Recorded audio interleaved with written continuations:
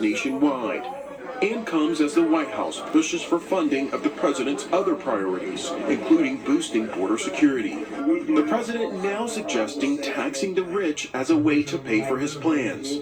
That is expected to rattle Republicans in charge of Congress. I would love to be able to give people in a lower bracket a big break.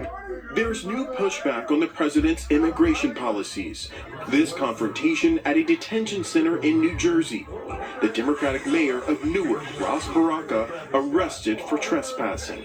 If I was on their property, I was invited there. Somebody allowed me to go in. I didn't climb a fence. I didn't kick the door down. I didn't bust the window like their friends did at the Capitol. A Homeland Security official calling it a political stunt, warning there could be more arrests coming. We won't stand for it. We're not playing games in this administration.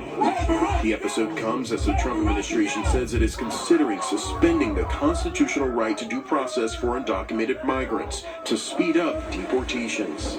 The privilege of the writ of habeas corpus can be suspended in a time of invasion. So it's an option we're actively looking at. And the last time habeas corpus was suspended took place in Hawaii after the surprise attack on Pearl Harbor. It was never used to handle illegal immigration.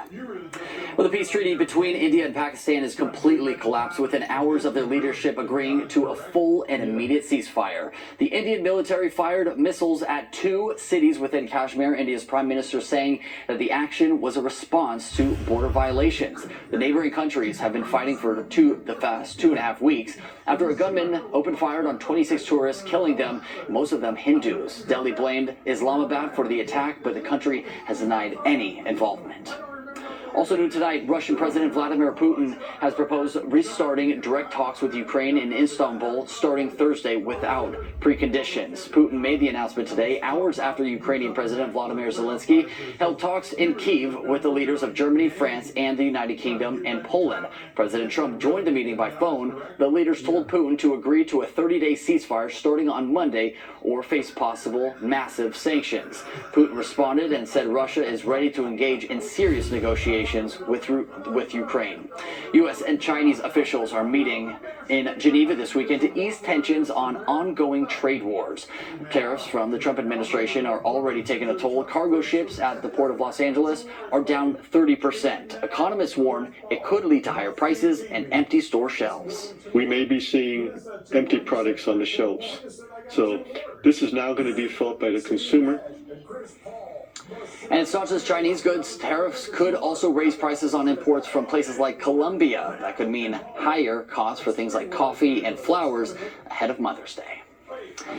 New tonight, the Port of Los Angeles is all but empty when many Chinese imports facing 145% tariffs. LA officials say Trump's tariffs threaten $500 billion of revenue and put 2 million workers at risk. Dock workers and truck drivers are among the first groups to feel the impacts of the Trump's tariffs.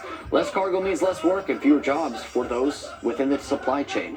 Us as truck drivers, we're moving less freight, and less freight means less money. And the slowdown at U.S. ports could have massive ripple effects throughout the economy. Consumers could see less products on shelves and much higher prices. Ahead at 11.